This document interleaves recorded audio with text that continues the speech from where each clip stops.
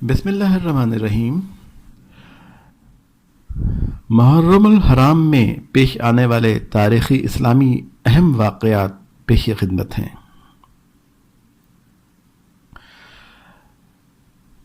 محرم الحرام 8 نبوی میں نبی کریم صلی اللہ علیہ وآلہ وسلم اپنے خاندان بنو ہاشم کے ساتھ شعب ابی طالب میں قیام فرما ہوئے۔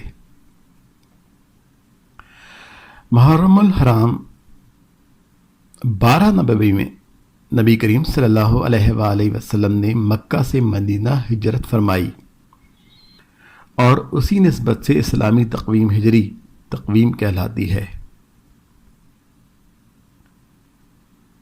محرم الحرام 7 ہجری میں نبی کریم صلی اللہ علیہ وآلہ وسلم نے اسلام کی عالمگیر تبلیغ کا آغاز کیا اور مختلف ممالک کے سلاطین کے نام مکتوبات ارسال فرمائے۔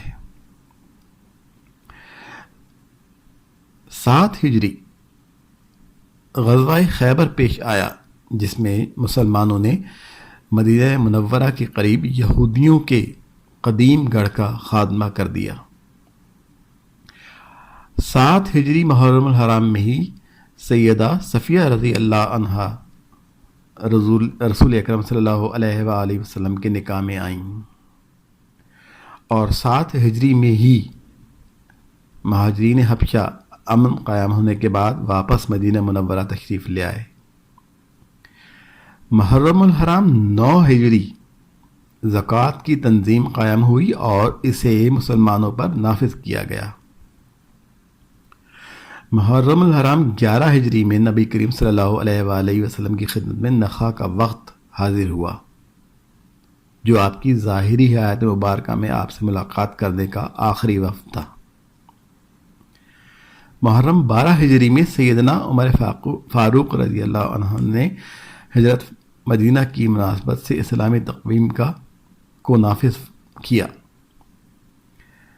محرم 21 ہجری سیدنا عمر فاروق رضی اللہ عنہ کی خلافت میں لشکر اسلام نے نہاون کی بے مثال فتح حاصل کی۔ محرم 24 ہجری سیدنا عمر فاروق رضی اللہ عنہ کی شہادت کا واقعہ پیش آیا۔ 24 ہجری میں ہی سیدنا عثمان رضی اللہ عنہ خلافت راشدہ کے منصب پر فائز ہوئے۔ محرم الحرام 36 ہجری میں سیدنا علی علیہ السلام امیر المومنین منتخب ہوئے، اور محرم الحرام 61 ہجری سیدنا امام حسین علیہ السلام نے اپنے جانثاروں سمیت جامع شہادت نوش فرمایا۔ اللہم صلی علی محمد و آل محمد وعجل فرجہم ولعن اعدائہم۔